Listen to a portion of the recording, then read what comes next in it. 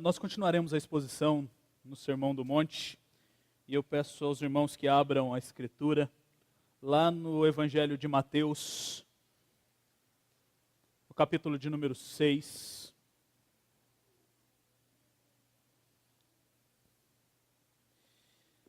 Mateus, capítulo de número 6.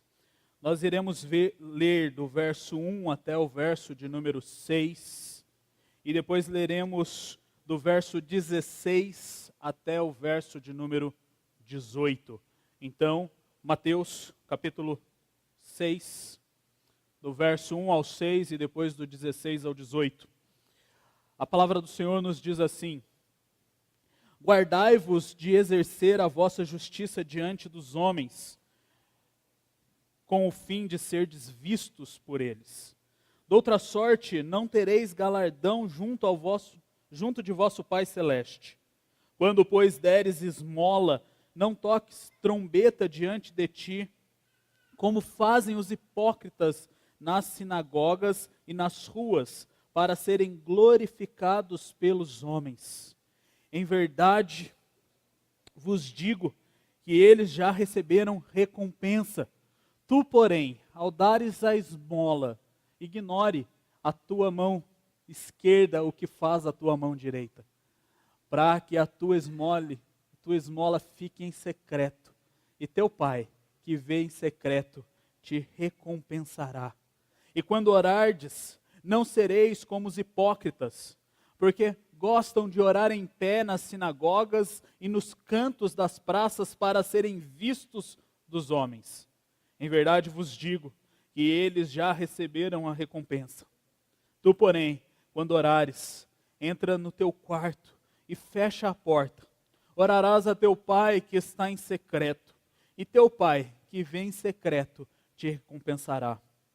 Verso 16: quando jejuardes, não vos mostreis contristados como os hipócritas, porque desfiguram o rosto com o fim de parecer aos homens que jejuam. Em verdade vos digo que eles já receberam a recompensa. Tu, porém, quando jejuares, unge a cabeça e lava o rosto, com o fim de não parecer aos homens que jejuas, e sim ao teu Pai em secreto. E teu Pai, que vê em secreto, te recompensará. As nossas crianças receberão material para acompanhar o culto. Hoje é domingo de ceia, então elas não saem para a aula e permanecem conosco. Então peço aos pais que ajudem os seus filhos com a atividade. Vamos orar?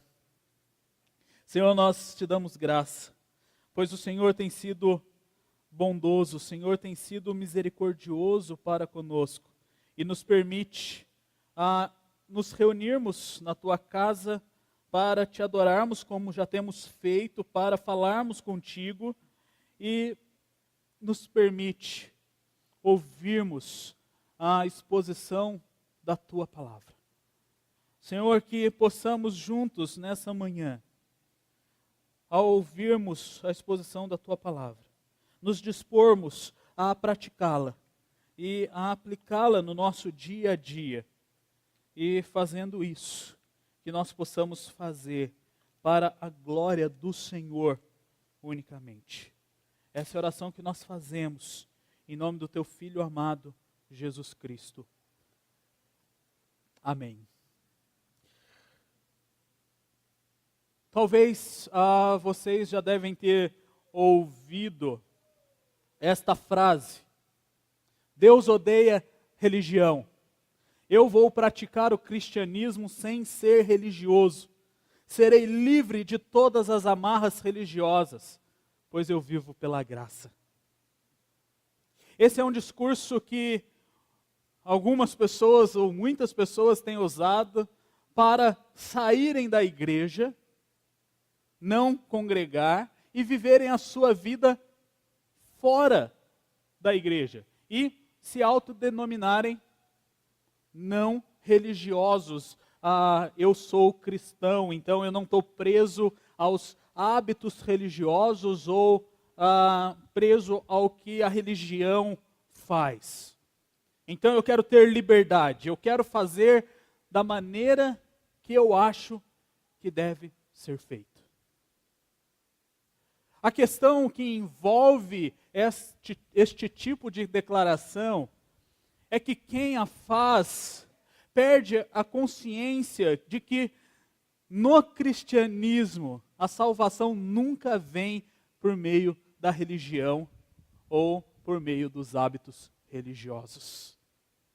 Mas o cristianismo, ele não é livre dos hábitos religiosos. Aqui nós precisamos lembrar o que estava acontecendo.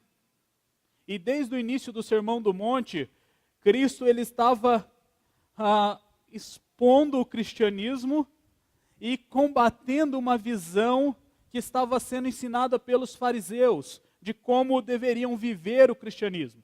Então, quando nós olhamos para as bem-aventuranças, Cristo ali ele descreve o caráter do cristão.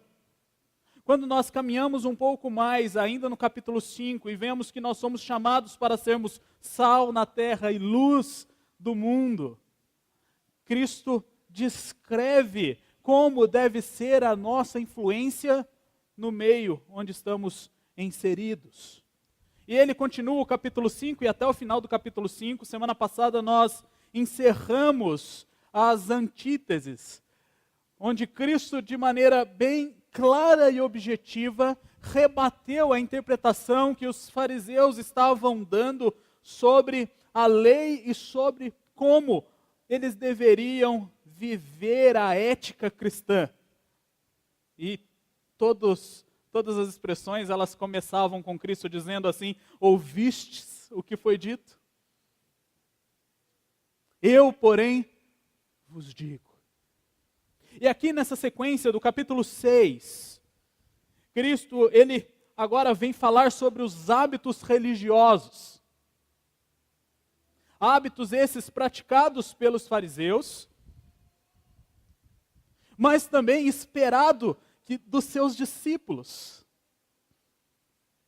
E ele então vai mostrar, através aqui do verso 1 do capítulo 6, que nós devemos nos guardar de exercermos a nossa justiça diante dos homens, demonstrando assim que nós devemos viver piedosamente de maneira prática, desenvolvendo assim hábitos saudáveis e biblicamente orientados, que vão culminar na glória de Deus. E ao lermos esse verso primeiro, nós podemos ter um pequeno probleminha se lembrarmos do capítulo 5, do verso 16. E numa primeira leitura ele pode parecer contraditório. Espera aí, será que Cristo se perdeu no sermão e falou outra coisa? Provavelmente o Jonatas faz isso algumas vezes, né? Ele se perde, aí daqui a pouco aí ele fala outra coisa que não era para ter falado, né? Mas Cristo não. E lá no capítulo 5 ele diz assim: assim brilhe também a vossa luz diante dos homens, para que vejam as vossas boas obras e glorifiquem a vosso Pai que estás nos céus. E no verso 1 então ele diz: guardai-vos de exercer a vossa justiça diante dos homens, com o fim de seres vistos por eles. De outra sorte, não tereis galardão junto de vosso Pai Celeste. Aqui nós vemos duas situações diferentes.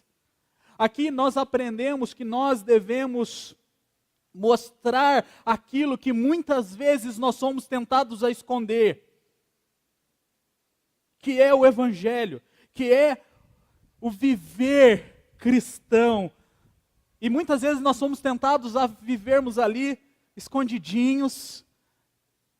A expressão que todos aqui já ouviram do crente agente secreto, né? Ninguém sabe que ele é crente em lugar nenhum. E Cristo, no capítulo 5, nos incentiva a mostrarmos que somos cristãos, que vivemos este Evangelho para influenciarmos o mundo. E aqui ele está mostrando o oposto, ele está dizendo, agora você esconda aquilo que você é tentado a mostrar. E muitas vezes nós somos tentados a mostrar aquilo que nós fazemos, as nossas boas obras, a nossa santidade. E muitas vezes nós fazemos questão de escrevermos um post no Facebook, ou compartilharmos uma foto com uma legendazinha no Instagram, dizendo para as pessoas, uau, eu sou muito bom. E as pessoas vão olhar e dizer assim, uau, ele é muito bom. Então Cristo aqui, ele não está apresentando dois conceitos diferentes. Ele está apresentando duas situações diferentes. E agora, no caso do capítulo 6, até o verso de número 18, ele vai trabalhar essa ideia de que nós devemos esconder aquilo que o nosso coração pecaminoso muitas vezes vai querer insistir em mostrar. E ele vai fazer isso trabalhando 3 elementos: o dar esmolas, a caridade, o ajudar o próximo. Ele vai fazer isso expondo o elemento da oração. E ele faz isso expondo o elemento do jejum. É disso que Cristo está tratando aqui nestes 18 versos. E mostrando que estas coisas que muitas vezes podem tentar o cristão a mostrar que ele é melhor que os outros, devem ser feitas em secreto. Devem ser escondidas neste processo e não devem ser mostrados com a finalidade de termos a glória para nós. Então nós vamos trabalhar esses 3 conceitos que têm a mesma lição e no final nós vamos ver que eles vão chegar à mesma conclusão. E ele começa então a trabalhar no verso de número 2, a esmola. E é interessante que aqui este uso da compaixão não é se você fizer.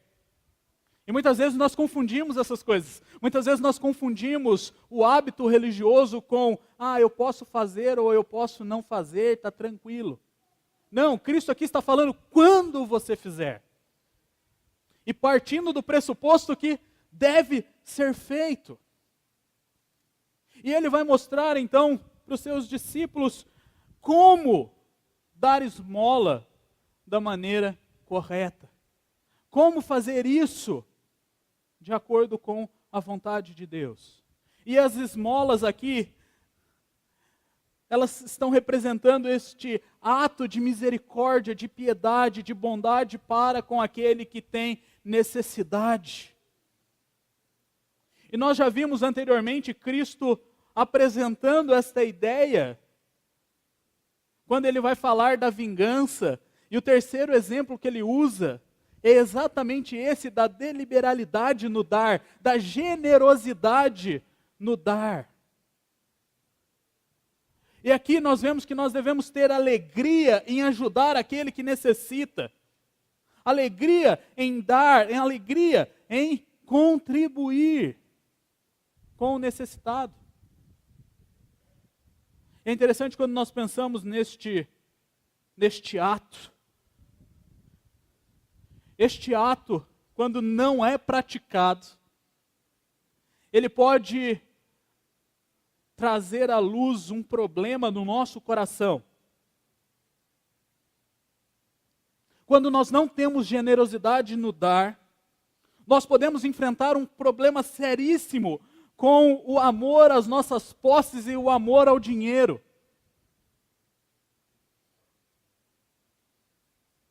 E Cristo aqui, ele não se perde no seu sermão, e no verso 19 ele começa a falar sobre isso. E ele vai chegar no verso de número 24, e vai dizer que você não pode servir a 2 senhores. Você não pode servir ao dinheiro e a Deus. Então, se nós não nutrimos este ato este hábito. Nós devemos sondar o nosso coração e vermos se nós não temos que enfrentar este elefante branco que fica na sala do nosso coração e colocá-lo diante do Senhor. Mas também nós podemos correr o risco do outro lado e podemos ser hipócritas e trabalhar uma falsa generosidade.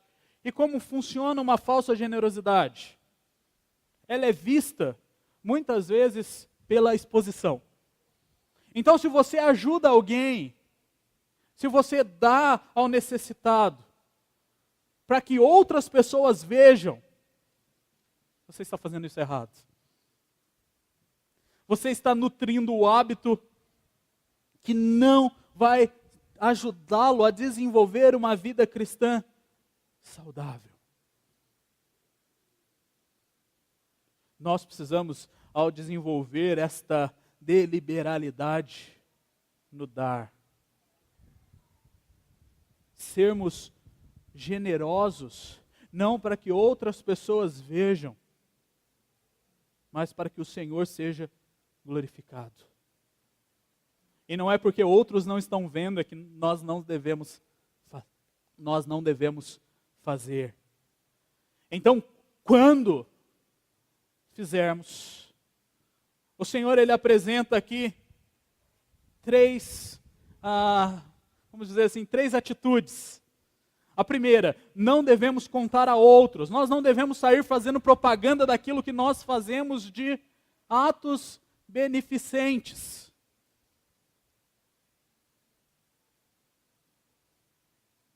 Porque senão nós iremos fazer simplesmente para que as pessoas se agradem de nós e para que nós sejamos reconhecidos por elas. E aqui Cristo ele traz uma ilustração para aplicar este conceito do fazer em secreto. E ele vai dizer assim, então, o que você faz com a sua mão esquerda, que a direita não saiba. E aqui ele apresenta outra atitude nesta ilustração. Você já parou para observar, agora eu sou um observador de bebês, né? Então, observo a minha todo santo dia. E a Ana Beatriz começou a pegar coisas agora intencionalmente. E toda vez que ela vai pegar algo, a primeira reação dela é fazer isso aqui. Ela vai com as duas mãos. É a maneira que nós aprendemos a segurar as coisas e nós carregamos isso para o resto da nossa vida. Então, quando nós seguramos algo com duas mãos, nós estamos segurando algo com mais firmeza, com mais segurança. Então, no primeiro momento nós podemos pensar, mas espera aí, como é que eu vou fazer algo com essa mão sem que essa veja? E corremos o risco de ir para a literalidade, né? Então eu vou fazer com a esquerda, deixa eu esconder a direita aqui atrás. Estou aqui agora ajudando, dando esmola com essa. Você não está sabendo direita, você está aqui escondida, você não está vendo. Não, o que Cristo está ilustrando aqui e aplicando é que nem nós devemos nos gloriar das nossas próprias ações, dos nossos próprios atos de generosidade. E aqui seria como se passássemos na rua, encontrássemos alguém, ao sairmos da igreja, encontrássemos alguém com necessidade, abríssemos a nossa carteira, tirássemos uma nota de 50, que de 100 não existe, né? Então tira uma nota de 50, você dá uma nota de 50 para aquela pessoa e sai depois cantarolando na rua. Nossa, sou bom mesmo, hein? Dei 50 reais para aquela pessoa. Eu sou um rapaz generoso.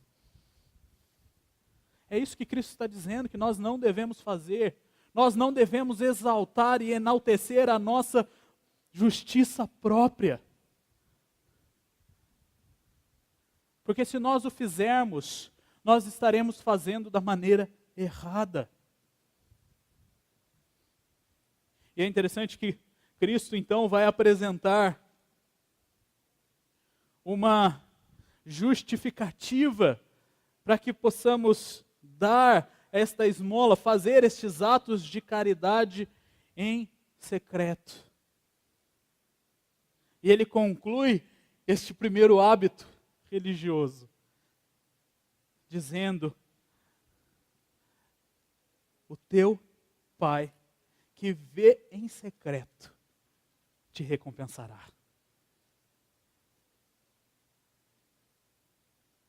Nós fazemos atos de caridade, nós fazemos ação social, nós ajudamos os necessitados, não para que os outros se agradem de nós, não para que nós sejamos inflados no nosso ego, mas para que Deus seja glorificado e quem nos recompensará será Deus. É Ele quem nos recompensa, é Ele quem nos abençoa. E isso já é motivo mais do que suficiente para nutrirmos o hábito da generosidade e da caridade. E ele, então, continua. E ele vai trabalhar o segundo hábito aqui. E ele vai falar, então, da oração. E mais uma vez ele repete a mesma expressão. Quando? Não é se.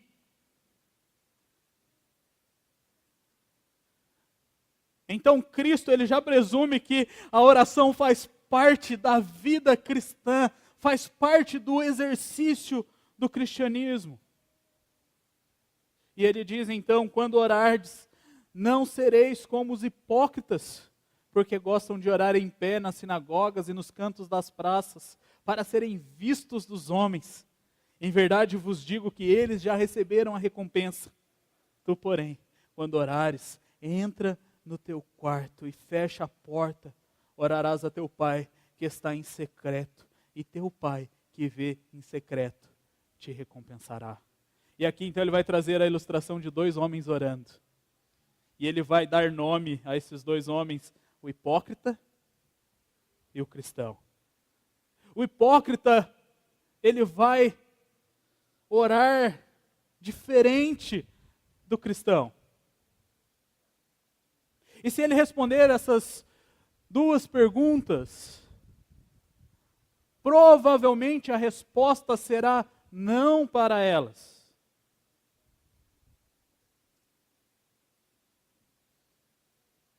Gosta de orar?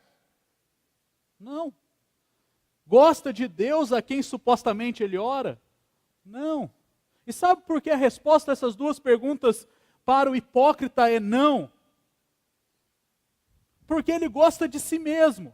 Então, ao fazer este ato de orar em pé na sinagoga, ao fazer este ato de demonstrar publicamente, ele está simplesmente mostrando que ele gosta de si mesmo.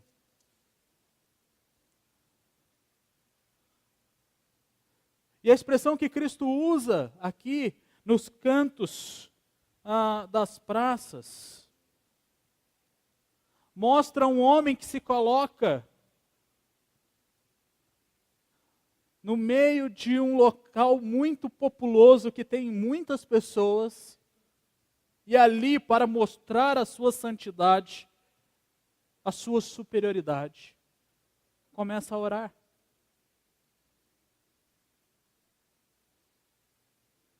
Talvez você possa até ter presenciado isso alguma vez em São Paulo.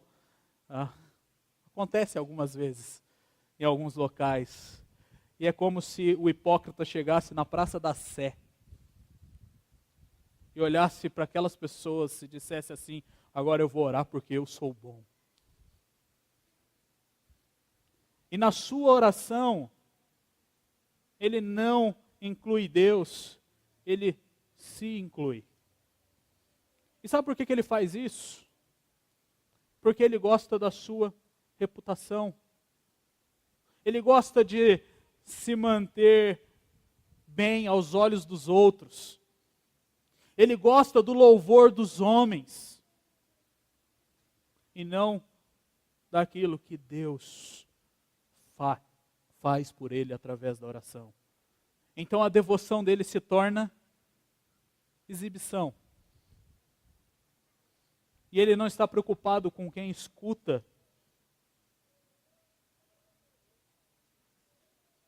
a sua oração e pode respondê-la. Ele está preocupado horizontalmente com aqueles que escutam a sua oração e não podem respondê-lo. E é interessante que Jesus ele termina dizendo assim: olha, estes homens que oram desta maneira, eles já receberam a recompensa. Aí você pode parar e dizer assim: ah, então se eles receberam recompensa, então tá bom, né? Então é uma prática que pode ser boa, né? Mas não é a mesma recompensa que o cristão recebe quando ora ao Senhor. A recompensa aqui é o reconhecimento daqueles que escutam. Então esse homem, quando faz esta oração, levanta-se no meio da sinagoga, ora com palavras difíceis e mostra a si mesmo. Ele recebe a recompensa que ele busca. Quer ser aprovado pelos homens, quer ser reconhecido pelos homens. E aqui nós podemos lembrar do exemplo que Cristo traz em Lucas, do fariseu e do publicano. Este levanta-se no meio do templo, olha e diz assim: eu sou o maioral aqui. Eu faço isso, eu faço aquilo outro. Eu não sou como este daí. Eu estou numa classe diferente, numa classe especial. Estes recebem as suas recompensas,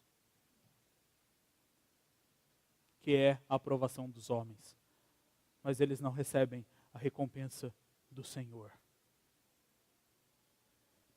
E Cristo então mostra como devemos viver fazer e orar, manter este hábito saudável. E ele então coloca que o cristão, ele busca a Deus. Nós lemos Isaías, ali, sendo boca do Senhor, e dizendo: buscai ao Senhor enquanto se pode achar. O cristão, quando se coloca em oração, ele tem como objetivo buscar a Deus.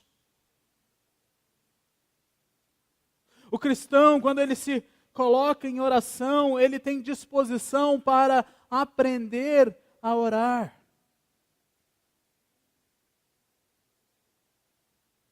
É interessante que depois do verso 7 até o verso de número 15, o texto que eu pulei, que será exposto na semana que vem, Cristo, ele está ensinando como orar. E o cristão, ele tem disposição de olhar o ensinamento e aprender com ele. O cristão, quando ora, buscando ao Senhor, ele aprende a intimidade do Senhor, a ter intimidade com Deus.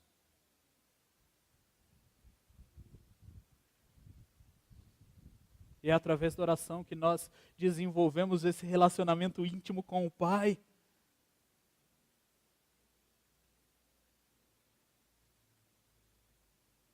É através da oração que nós reconhecemos a soberania de Deus.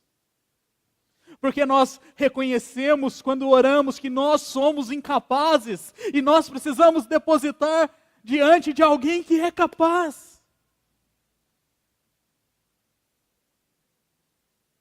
Quando desenvolvemos o hábito de oração, nós conhecemos a Deus não mais como um Deus distante, um Deus frio, mas um Deus próximo. Nós o conhecemos como Pai.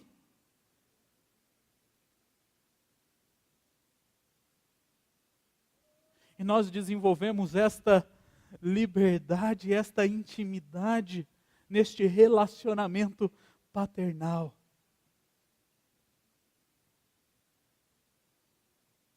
E quando nós nos colocamos diante de Deus em oração,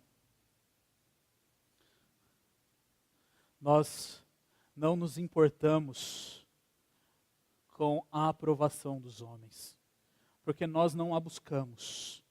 Nós buscamos a aprovação de Deus. E diferentemente do hipócrita que torna a sua devoção em exibição, o cristão, ele torna a sua devoção em prazer. E ele tem prazer em estar na presença do Senhor orando. E ele dedica tempo para isso. Ele separa momentos para falar com o Pai. E Cristo então ele descreve esta recompensa que temos quando oramos. E o texto então diz: tu, porém, quando orares, entra no teu quarto e fecha a porta, orarás a teu Pai que está em secreto, e teu Pai que vê em secreto te recompensará. Recentemente, eu creio que há 1 ou 2 anos atrás, saiu um filme de um ministério nos Estados Unidos chamado Quarto de Guerra. E a personagem, a mulher, foi lá, criou um quartinho, pegou um closet dela e ali fez um quarto de oração, interpretando a literalidade desse texto. Cristo aqui, ele não está mostrando ou declarando a ideia de que nós precisamos ter este cômodo especial, que só neste cômodo as nossas orações serão ouvidas. Muitas vezes isso vira um misticismo, e só aquelas 4 paredes são o local onde você fala com Deus, e transformamos esse cômodo no Santo dos Santos, onde só ali a presença de Deus está. Não é isso que Cristo está dizendo. Tanto que muitos dos leitores e dos ouvintes, na verdade, eles moravam num cômodo só. A ideia que Cristo está mostrando e declarando aqui é que nós precisamos ter momentos de intimidade com Deus. Isso pode acontecer num quarto específico da sua casa, se você tiver um quarto para isso. Mas isso pode acontecer na sala da sua casa, isso pode acontecer num banco, isso pode acontecer em qualquer local.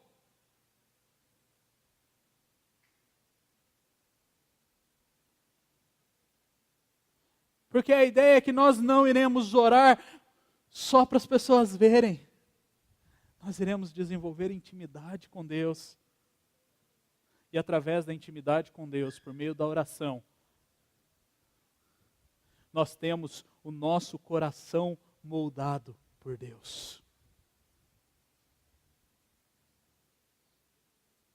Muitas vezes nós queremos usar a oração como uma ferramenta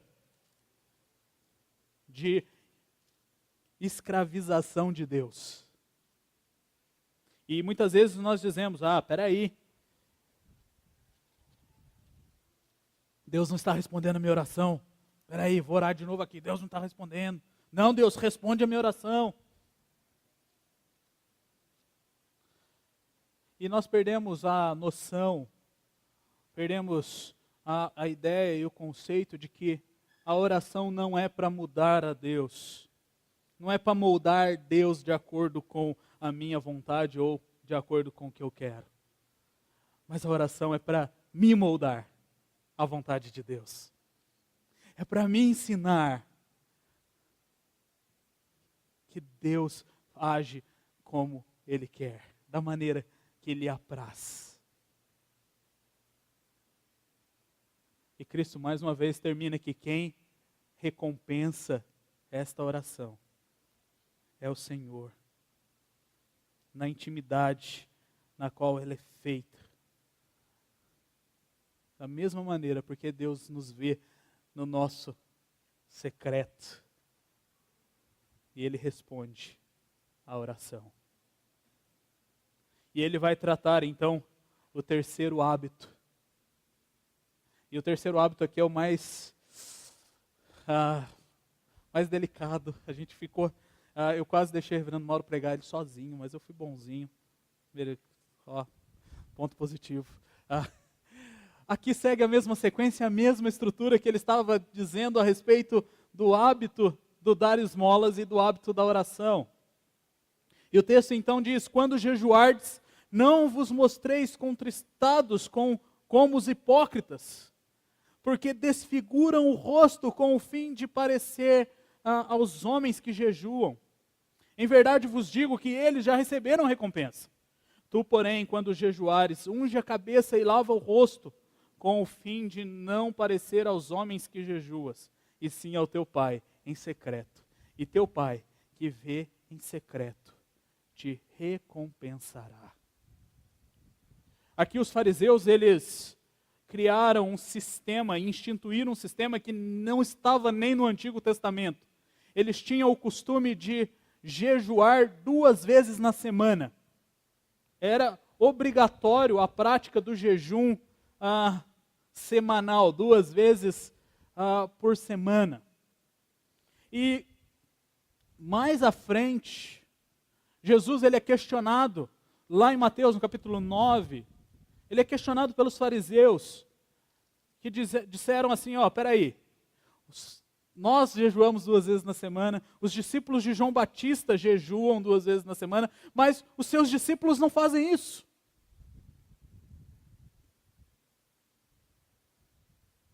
Mas, quando nós olhamos para a prática do jejum que eles faziam, ela se enquadra na prática do dar esmolas e na prática da oração. Eles continuam com o seu padrão hipócrita de agir. E o texto aqui nos diz que eles então desfiguram o rosto a fim de parecer aos homens que jejuam.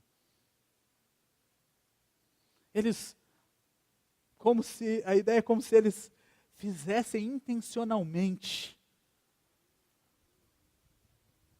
Pegassem, bagunçassem o cabelo. Agora eu posso fazer isso no meu, que está curtinho, não vai bagunçar. O seu também não.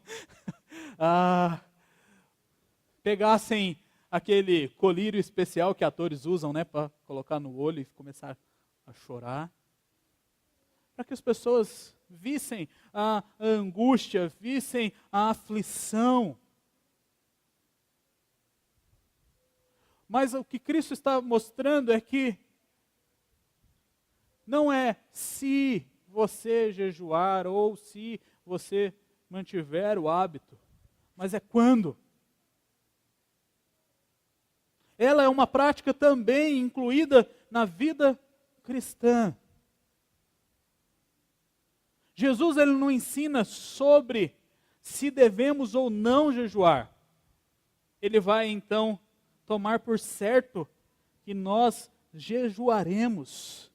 E aqui ele vai nos ensinar como fazer e ele mostra como não fazer. Ele começa mostrando como não fazer. O que é jejum? Quando nós olhamos para a Escritura no Antigo Testamento, nós vemos, ao lermos Levítico, nós vemos que jejuar, ele está relacionado ao ato de afligir a alma. E a ideia do jejum é nós nos abstermos do alimento e nos abstermos da água com a finalidade de buscarmos ao Senhor durante o período de abstenção desses elementos. Isso é o que a Bíblia nos mostra como jejum. O judeu, ele praticava o jejum obrigatoriamente 1 vez no ano, quando os seus pecados seriam expiados. Ele, durante aquele dia, ele então fazia e praticava o jejum. E ele praticava o jejum também em alguns momentos da vida. Então, diante de tragédias e grandes catástrofes, eles abriam mão do alimento para buscar ao Senhor e depois agradeciam ao Senhor. Diante dos seus pecados, como sinal de arrependimento, eles abriam mão do alimento para buscar ao Senhor. E é interessante quando nós pensamos no jejum, toda vez que o jejum ele é mencionado na Escritura, ele está conectado com a oração. Não há jejum sem oração.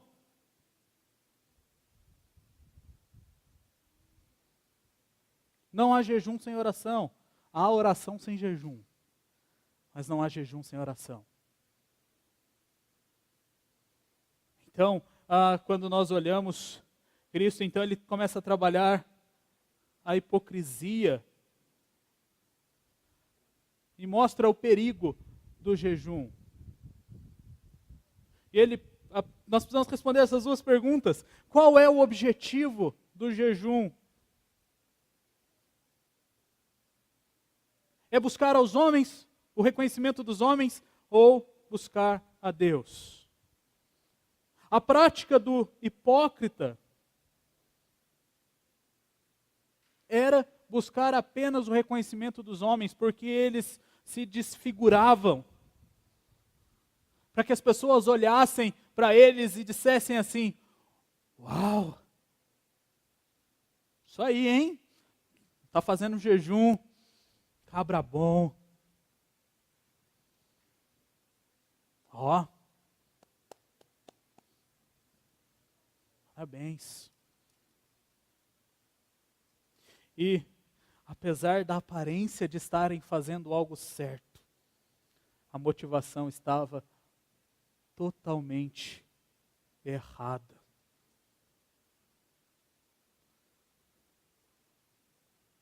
Porque a motivação era eles mesmos. A motivação era totalmente horizontal e não vertical. E é aqui Cristo ele vai mostrar que nós devemos fazer um teste. Isso aqui é como um teste para ver se a motivação do nosso jejum está correta. E Cristo fala assim: olha, em vez de você fazer como hipócrita que vai lá, bagunça o cabelo, finge sofrimento e aflição, você vai e unge o seu cabelo. A ideia é que você vai lá e arrume o seu cabelo. Então, você vai como se você fosse normalmente sair de casa, você vai lá, penteia o cabelo. Você lava o seu rosto. Mantenha a sua aparência normal, para que aos homens não apareça o seu jejum. Você não precisa sair contando aos 7 ventos, você não precisa postar no Facebook em jejum agora.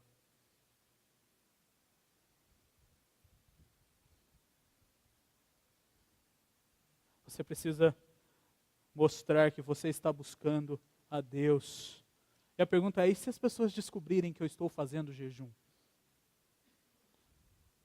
Será que eu vou estar em pecado? Será que a minha motivação vai mudar? Não, não vai.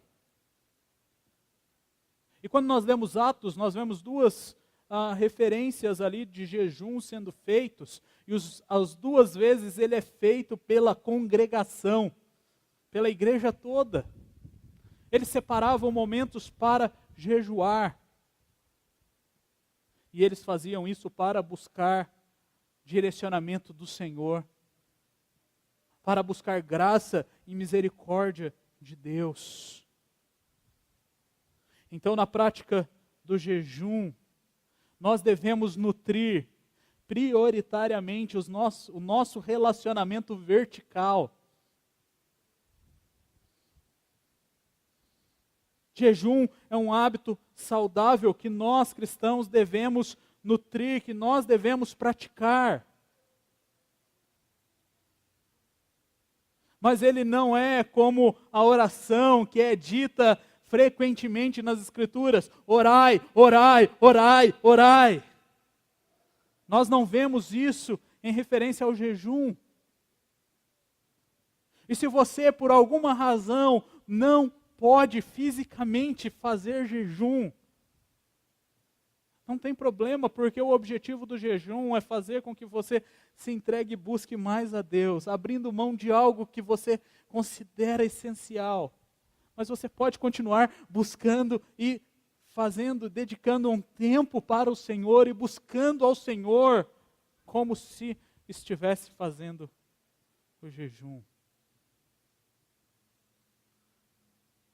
E aqui nós vemos mais uma vez Cristo mostrando a recompensa. E ele vai reafirmar pela terceira vez que Deus sonda os nossos corações porque Ele nos vê em secreto. E aqui nós podemos olhar e vermos, logo após, na verdade anteriormente, Cristo aqui ele já tinha ensinado a oração do Pai Nosso. E a oração do Pai Nosso mostra a recompensa que nós recebemos por jejuarmos. Quando nós, então, jejuamos, nós o fazemos para que o nome de Deus seja santificado, para que o seu reino cresça e para que a sua vontade seja manifesta. Esta é a recompensa que nós recebemos. Relacionamento com Deus. E nós fazemos e devemos fazer com o intuito de ser aprovado por Deus. Com o intuito de recebermos a bênção que é vermos o nome de Deus ser glorificado. O seu reino ser expandido. E isso, você pode fazer um teste quando for jejuar.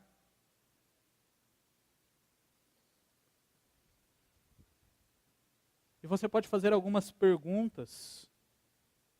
Você pode perguntar: olha, quando eu jejuo pelos meus filhos, eu quero que eles sejam salvos, porque isso santificaria o nome de Deus? Será que eu desejo a paz no mundo e que nações fechadas para o Evangelho se abram por causa do avanço do reinado de Jesus? Será que quando eu jejuo pela minha nação, eu quero que líderes honestos que nos governam fazendo a vontade santa e revelada de Deus para aqueles que estão abaixo deles? Será que quando eu jejuo, eu quero que a igreja presbiteriana da Barra Funda seja reavivada e despertada com o poder divino, com o amor e com a alegria, porque isso glorificaria o nome de Deus e o seu reino seria estendido e a sua vontade realizada?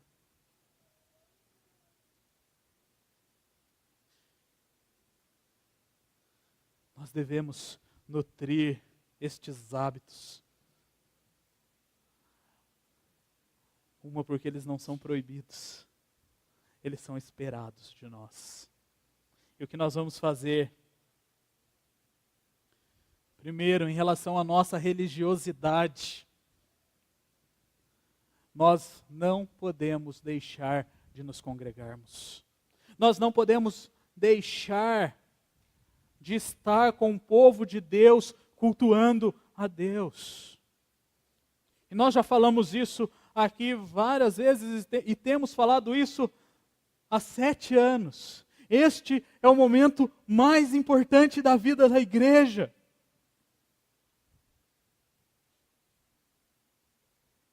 Então, para mantermos a nossa religiosidade sadia, nós não podemos deixar a congregação, o congregar.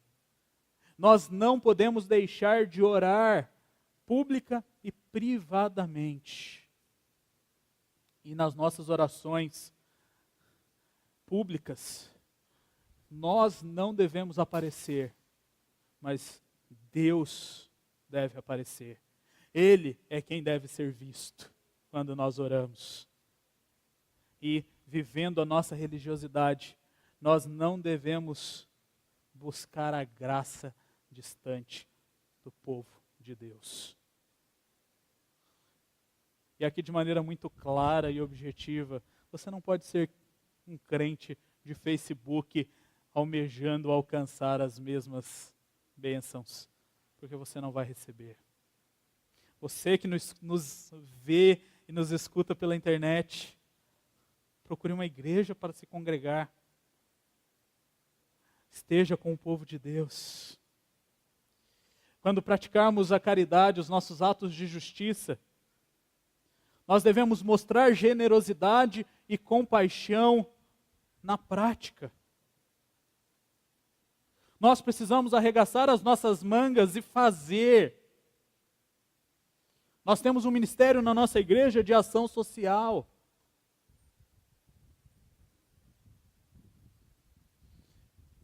E esse ministério, ele é para toda a igreja.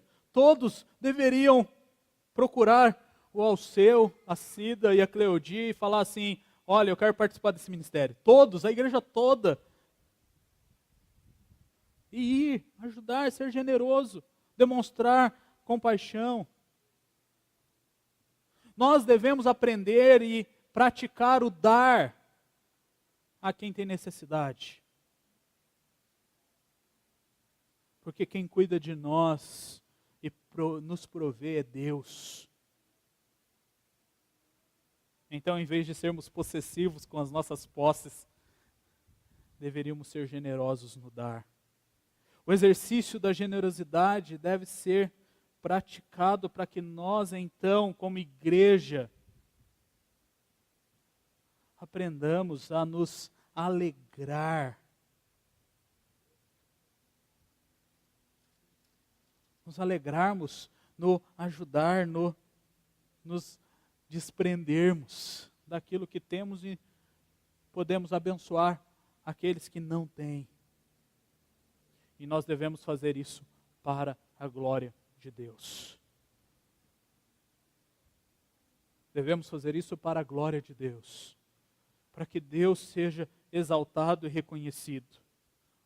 Nós devemos exercer esse ministério de ação social, não para que a igreja presbiteriana da Barra Funda seja a melhor igreja de São Paulo, a que mais fácil seja reconhecida por esses seus atos, mas para que Deus seja visto através da vida dessa igreja e testemunhado através dela.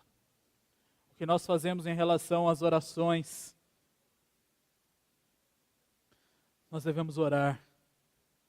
E orar é uma decisão que tomamos diante de Deus.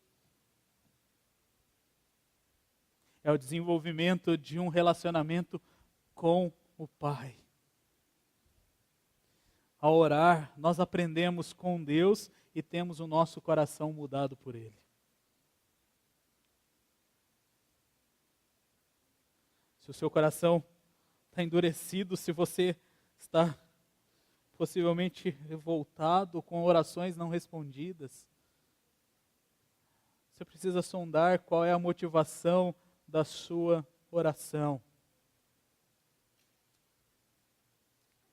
Porque quando você ora a Deus, Ele molda o seu coração à vontade dEle. E Ele te dá paz que excede todo o entendimento. E como igreja, nós precisamos descobrir o prazer de orar.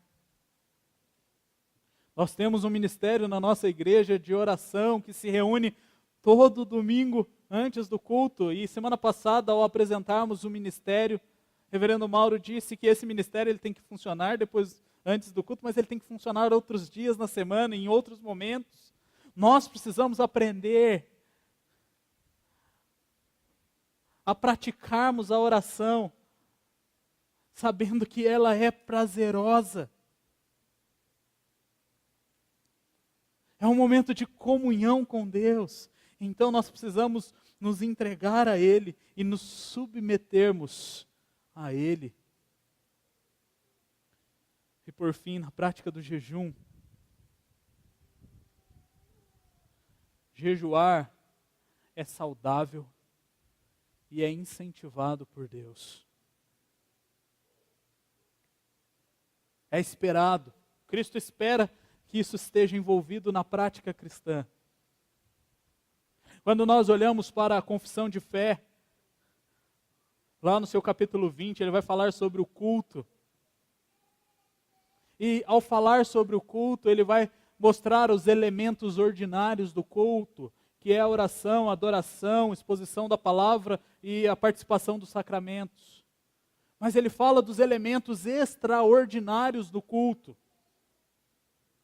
E nos elementos extraordinários do culto está o jejum. Então nós precisamos praticar isso individualmente e praticar isso como igreja. Logo mais teremos decisões importantes com a organização da igreja. Nós deveríamos nos comprometer como igreja a nos abstermos daquilo que nos é essencial e nos consagrarmos a Deus. E quando você praticar o jejum, por favor, arrume o cabelo e lave o rosto.